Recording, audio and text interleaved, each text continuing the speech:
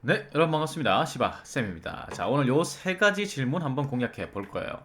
첫 번째 질문부터 숨이 탁탁 막히죠. 자, 본격적으로 공략해 보기 전에 구독, 좋아요 부탁드리면서 시작하겠습니다. 자, 먼저, 숨이 턱턱 막힙니다. 살아오면서 도전을 해본 가장 어려운 일은 무엇입니까? 자, 여러분들 도전해 보신 적 있나요? 도전이 뭐죠? 도전을 정의를 내리기가 상당히 힘들죠. 어떤 사람은 요 정도가 도전이라고 생각을 할 테고, 어떤 사람은 뭐 요 정도, 엄청난 게 도전이라고 생각을 할 겁니다. 자, 그래서 이 질문 자체가 답변하기 힘든 건데, 평가 지표는 적극성을 평가하는 항목입니다. 지원자가 직무를 수행하기에 적합한 적극성을 보유하고 있는지를 평가하는 건데, 자, 적극성이란 뭐냐면 도전 정신이죠. 도전 정신은 뭐냐면 자신의 능력보다 더 높은 역량 수준을 요하는 업무 또는 과제에 도전하는 자세를 적극성이라고 합니다. 그러니까 나는 아직 역량이 좀 부족한데 이런 경우 있죠.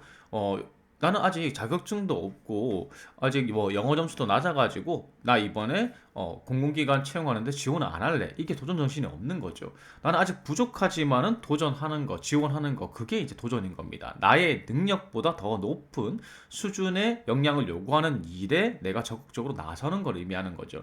그래서 이런 사례가 되거나 아니면은 이런 게 있죠. 해결이 어려운 문제에 적극적으로 개입하는 거.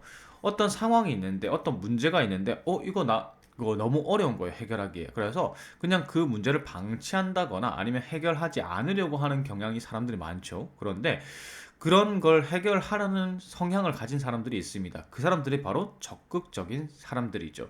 그래서 이 1번 사례나 2번 사례를 가지고 여러분들께서 답변을 하시면 되는 겁니다. 자, 예시를 한번 들어볼게요. 학창 시절 건축 공모전에 도전한 경험이 있습니다. 당시 저는 2학년으로 고학년 지원자가 없어 자원하여 공모전에 도전하였습니다. 공모전을 준비하다 보니 모델링 툴 사용 능력이 부족하여 작업 하나하나가 난관이었습니다. 하지만 포기하지 않고 방법을 찾기 시작했습니다. 우선 툴 사용 능력이 우수한 선배님들을 따라다니며 기능과 요령을 익혔습니다. 그렇게 해결이 안 될 경우 교수님을 찾아가거나 도서관, 인터넷 등을 활용하여 필요한 정보와 요령들을 익혔습니다. 그렇게 거의 하루 3시간만 자며 3주를 매달린 끝에 제출 기한 1시간 전 결과물을 제출할 수 있었습니다. 그리고 해당 경험으로 설계 툴 사용 능력을 대폭 향상시킬 수 있었습니다. 이와 같이 저는 어려운 일에도 적극적으로 도전할 수 있는 사람입니다. 자, 들어보셨죠? 면접 시 도전 사례는요, 엄청난 도전 사례가 아닙니다. 그리고 여러분들이 뭐 일상적인 도전 사례, 뭐 다이어트 이런 걸로 답변하시는 경우가 많은데, 절대 안 됩니다. 다이어트를 하거나 자격증 땄거나 뭐 이런 거 하지 마십시오. 이건 도전이 아니에요. 직무 관련해서나 아니면은 팀에 어떤 문제가 생기거나 과제가 생겼을 때 이런 경우 있죠? 뭐 조별 과제 하는데 아무도 뭐 설계 과제였는데 아무도 캐드 쓸 수 있는 사람이 없는 겁니다. 그래서 이거는 내가 캐드를 배워야 되겠다 해서 캐드를 배워가지고 설계 도면을 내가 했습니다. 요런 게 도전 사례입니다. 그래서 내가 역량이 조금 부족하지만 혹은 해결하기 어려운 과제였지만 적극적으로 나선 사례가 바로 도전 사례인 거죠. 이런 사례를 찾아가지고 답변하시면은 문제 없이 높은 평가를 받으실 수가 있습니다.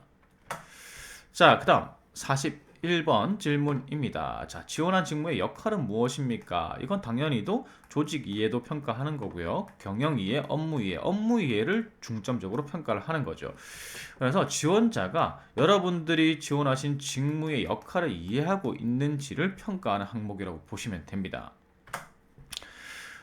우선 이 질문을 답변을 준비하려면 철저하게 직무 기술서하고 조직도를 분석해야 됩니다. 여러분들이 이 질문 같은 경우에는 얼마나 준비하시는지에 따라서 답변의 질이 정해지는 질문이에요.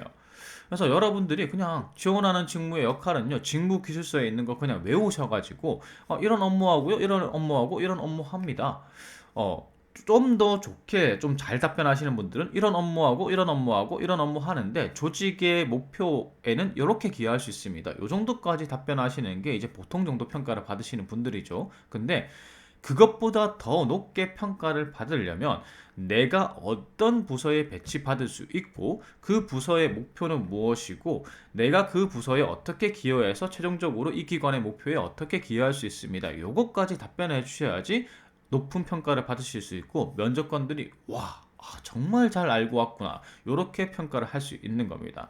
그리고 요 질문을 준비함에 있어서 직무 기술서랑 조직도를 분석하고 막 이런 저런 자료 수집을 하고 공부를 할 거예요. 그러면 다른 면접의 질문에 대한 답변의 질에도 영향을 미치게 됩니다. 그래서 이 질문만큼은 한번 빡세게 준비를 해 보셨으면 합니다. 자, 예시 한번 보여드릴게요. 한국공항공사에서 건축직의 역할은 공항시설의 설계, 감리, 유지보수입니다. 한국공항공사의 주요 역할은 공항시설 신설관리 운영이고 건축직은 건설기술본부에 소속되어 공항건설, 공항개발, 공항시설 유지보수를 담당하게 됩니다. 건설기술본부의 부서 중 제가 가장 관심 있는 부서는 공항시설부입니다. 그리고 공항시설부의 역할 중 관심 있는 업무는 조경 및 토목 관리 업무입니다. 그 이유는 조경기사, 토목기사 취득으로 습득한 조경 및 토목시설에 관한 유지보수 능력을 가장 잘 발휘할 수 있고 한국공항공사에 기여할 수 있는 바도 크다고 생각하기 때문입니다. 자, 예시 들어보셨죠? 준비가 필요합니다. 철저한 분석과 사전 조사로 답변의 퀄리티를 바꿀 수가 있습니다. 그래서 단순하게 이 직무는 이 일합니다. 저 일합니다. 이게 아니라 저는 뭐 직무가 이러이러한 역할들을 하는데 그 중에서 제일 자신 있는 거는 이 역할입니다. 혹은 이 업무입니다. 이렇게 답변을 하시고 어떤 부서에 배치받을 수 있는데 그 부서에 받는다면 저의 역할은 이것이고 어떤 역할에 제가 자신 있습니다. 요 정도까지는 답변해줘야지 다른 지원자들하고 차이가 발생을 하겠죠. 여러분들 기억하십시오. 이 질문은요, 다른 질문에 대한 답변의 퀄리티에도 영향을 미치고, 그리고 노력만으로 여러분들이 높은 평가를 받으실 수 있는 항목입니다. 그러니까 꼭꼭 한번 빡세게 준비해 보십시오. 자, 그 다음 42번 약점 보완을 위해서 노력한 경험. 이건 누가 봐도 직업 기초 능력 중에서 자기계발 능력 평가하는 거죠.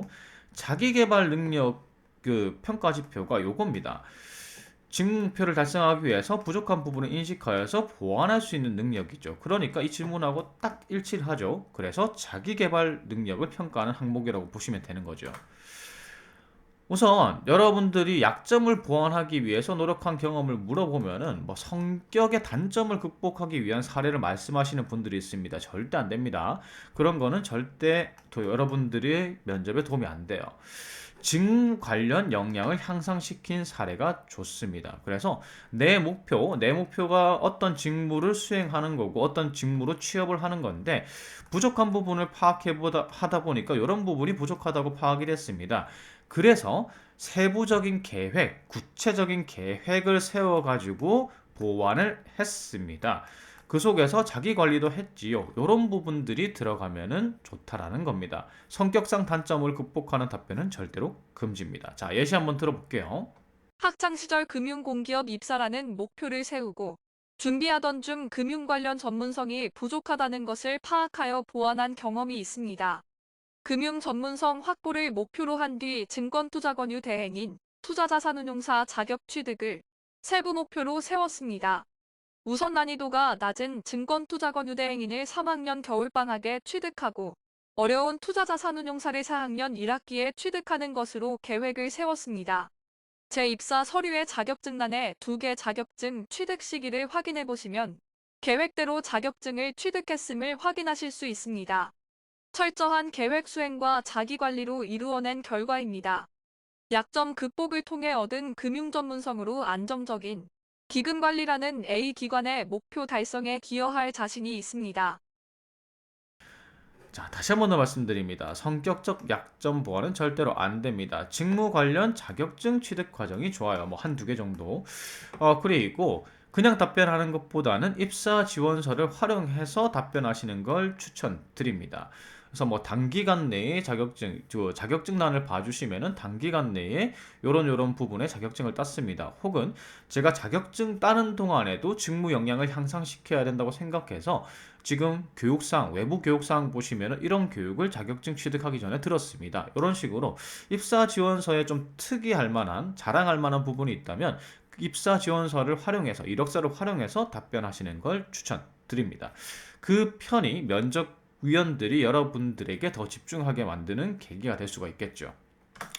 자, 이렇게 세 가지 답변 공략해 봤고요. 다음 시간에는 요 세 가지 항목 한번 공략해 보도록 하겠습니다. 제 영상이 도움이 되셨다면요, 구독, 좋아요 부탁드리겠습니다. 감사합니다.